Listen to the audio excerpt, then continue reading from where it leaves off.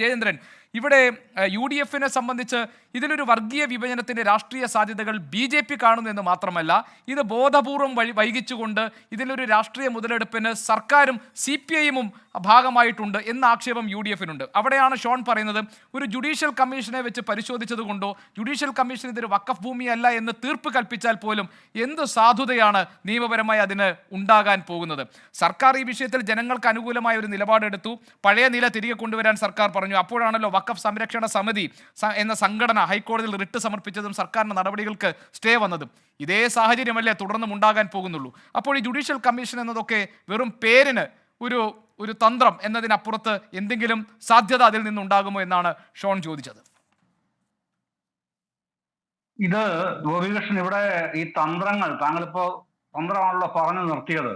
തന്ത്രങ്ങൾ പുറത്തെടുക്കുന്നത് ആരാണെന്നുള്ളത് മുൻപത്തെ ജനങ്ങൾക്ക് ഇപ്പോഴാണ് മനസ്സിലായി വരുന്നത് കേട്ടോ. വാസ്തവത്തിൽ വളരെ ലളിതമായ കാര്യങ്ങൾ മാത്രം നോക്കിയാൽ മതി. പക്ഷെ അതാണ് നമ്മൾ നോക്കാതിരിക്കുന്നത്. ഈ മുനമ്പത്തെ മത്സ്യത്തൊഴിലാളികൾക്ക് എങ്ങനെയാണ് ഭൂമി കിട്ടിയത്? അന്വേഷിച്ചാൽ അറിയാം. കൊടുത്തത് ഒരു അഡ്വക്കേറ്റ് MV പോളും ഒരു അഡ്വക്കേറ്റ് മൈക്കിളുമാണ് ഈ ഭൂമി മുനമ്പത്തെ തീരദേശവാസികൾക്ക് കൊടുക്കുന്നത്. ആരാണ് ഈ അഡ്വക്കേറ്റ് പോളും അഡ്വക്കേറ്റ് മൈക്കിളും? അപ്പൊ അടുത്ത അതല്ലേ അന്വേഷിക്കേണ്ടത്? അഡ്വക്കേറ്റ് പോളും അഡ്വക്കേറ്റ് മൈക്കിളും ഫറൂഖ് കോളേജിന്റെ അഭിഭാഷകരാണ്. ഫറൂഖ് കോളേജിനൊക്കെ അവിടുത്തെ കാര്യങ്ങൾ നോക്കി നടത്തുന്ന അഭിഭാഷകരാണ് അഡ്വക്കേറ്റ് പോളും അഡ്വക്കേറ്റ് മൈക്കിളും. ആ ഫറൂഖ് കോളേജിന്റെ മാനേജ്മെന്റിന്റെ പവർ ഓഫ് അറ്റോർണി ആയിരുന്നു ഇവർ രണ്ടുപേരും. ഏതാ? അല്ല, പറഞ്ഞോളൂ, താങ്കൾ പറഞ്ഞോളൂ. അല്ല, അവിടെ ഈ ആ പവർ ഓഫ് അറ്റോർണിയിൽ നിന്നാണ് മുൻപത്തെ തീരദേശവാസികൾ പണം കൊടുത്ത് വസ്തു വാങ്ങി അവരവിടെ താമസമാക്കുന്നത്. അതാണ് ഇതിൻ്റെ അകത്തെ ബേസിക് ഇഷ്യൂ ആയിട്ടുള്ള കാര്യം. അതിനെ അവഗണിച്ചുകൊണ്ടോ മറന്നുകൊണ്ടോ ഒരു നിമിഷം പോലും LDF ഗവൺമെന്റ് തീരുമാനം എടുത്തിട്ടില്ല. എടുത്ത തീരുമാനമെല്ലാം ആ ഒരൊറ്റ ഫോക്കസിൽ നിന്നുകൊണ്ട് തന്നെയാണ് ചെയ്തിട്ടുള്ളത്.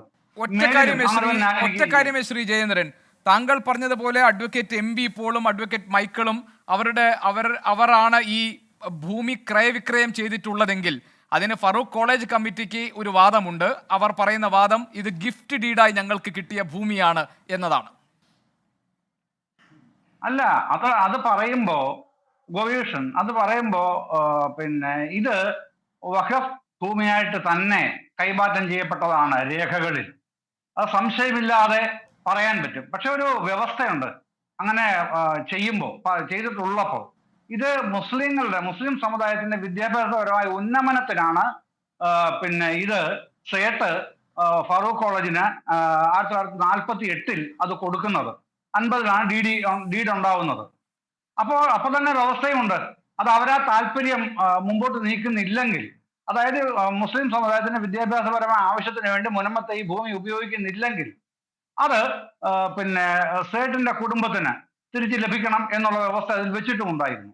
ഈ രണ്ട് വ്യവസ്ഥകൾ നിലനിൽക്കുകയാണ് ആ ഭൂമി അങ്ങനെ പോകുന്നത്. പിന്നീടാണ് ഞാനീ പറഞ്ഞ അഡ്വക്കേറ്റ് പോൾ ആൻഡ് മൈക്കിൾ അവർക്ക് പവർ ഓഫ് അറ്റോർണി കൊടുക്കുന്നത്. വാസ്തവത്തിൽ ഫറൂഖ് കോളേജ് മാനേജ്മെന്റ് ഒരു കാലത്തും ഈ മുനമ്പത്തെ ഭൂമിയെ പറ്റി അന്വേഷിക്കുകയോ ശ്രദ്ധിക്കുകയോ ചെയ്തിരുന്നില്ല എന്നുള്ളതാണ് വസ്തുത.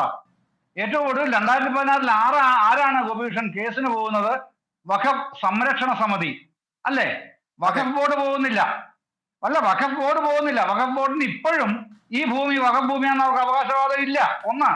രണ്ട്, അല്ല, അവിടെ ഒരു ചെറിയ പ്രശ്നം. അവകാശവാദം ഉള്ളത് കൊണ്ടാണല്ലോ ഇതിൽ 2022 ഈ കാര്യങ്ങളിൽ അതായത് ഇവർക്ക് കരം സ്വീകരിക്കാനോ ഇവരുടെ ഈ ഭൂമി ക്രയവിക്രയം ചെയ്യാനോ കഴിയില്ല എന്ന് കാണിച്ചുകൊണ്ടുള്ള ഒരു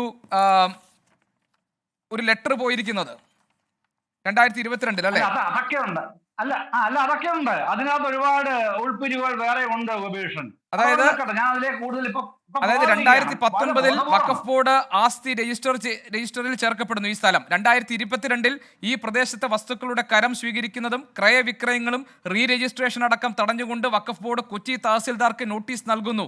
ഇങ്ങനെയാണല്ലോ ഈ പ്രശ്നം രൂപപ്പെടുന്നത്. അപ്പോൾ വഖഫ് ബോർഡിന് ആ അഭിപ്രായമുണ്ട്, ആ ക്ലെയിം ഉണ്ട്. അല്ല, ഇത് നമ്മൾ ആ ഭാഗത്തേക്ക് പോകുന്നതിന് പകരം ഇതിന്റെ വസ്തുതകളിലേക്ക് വരുന്നതാണല്ലോ നല്ലതെന്നുള്ളതുകൊണ്ടാണ് ഞാൻ ആ ഭാഗം